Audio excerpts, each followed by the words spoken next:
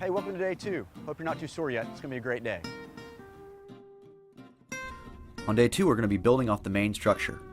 We're going to be raising the main deck to height shown in the site drawing. Remember, all the platforms must be level. Also on day 2, we're going to dig the holes for the structures such as your slides or your lily pads. You'll dig these holes using post hole diggers. What we're going to do now is install our triple rail slide.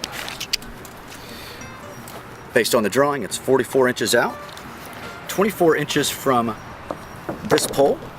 Our main corner is right here. Therefore, we're going to base 44 inches off length and 24 inches, which is exactly the middle of this.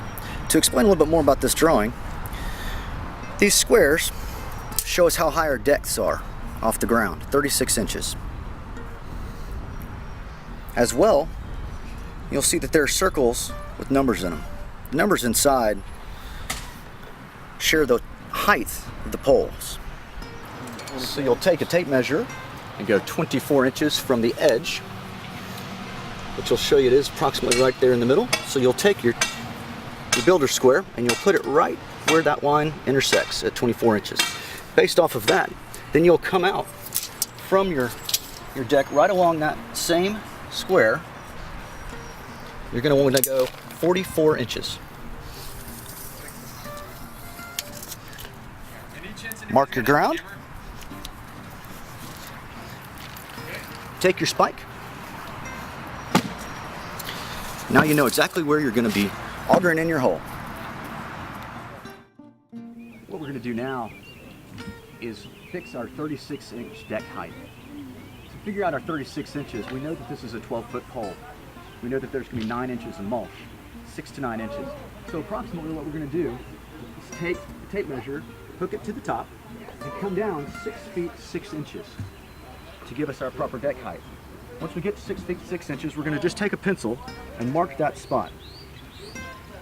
This will allow us to come in behind, which you can see we've done now, and place our clamps. You place your clamps so that as you raise your deck, you raise those clamps up above. After you've put your clamps in place, you want to take out your level. Place your level on top of the deck and make sure that it's nice and level. It can be just a little bit off, but it wants to be as close as possible. Both ways, you want to check it both sides. So we'll take it this way, it looks pretty level. Take it the other way, check that for level as well.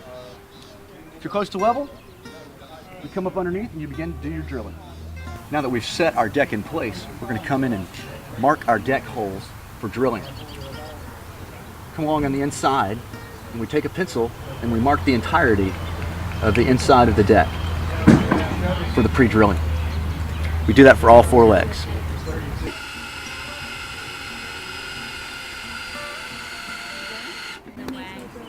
What we've done is we've drilled a pilot hole with the smaller bit to allow for the bigger bit to go in and drill the bigger hole.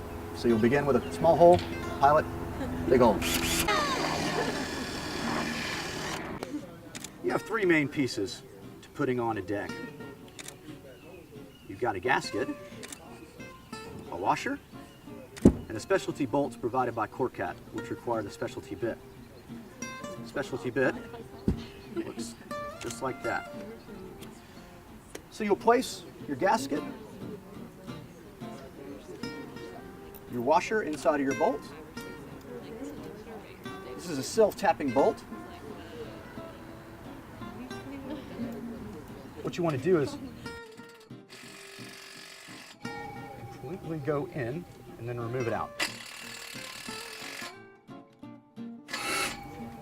to allow for the deck to sit right in the middle. It's a little hard to get that in there, but let the tool do the work. It'll do it. Also on day 2, you're going to continue setting your borders, pre-drilling all your holes, and joining them with border joints. These holes are drilled every 3 feet to allow for the ground stakes to go in more easily. You put one screw hole and 1 nail in each end, and then 1 every 3 feet apart. Now we're going to learn how to safely use a sledgehammer. The most important thing to know about a sledgehammer is because of their weight, make sure that the area around you is clear. Always use 2 hands when holding a sledgehammer. Also, when using a sledgehammer, Spreading your hands apart allows for the sledgehammer to be easier to manage. All right, get out there. We'll see you guys back here tonight.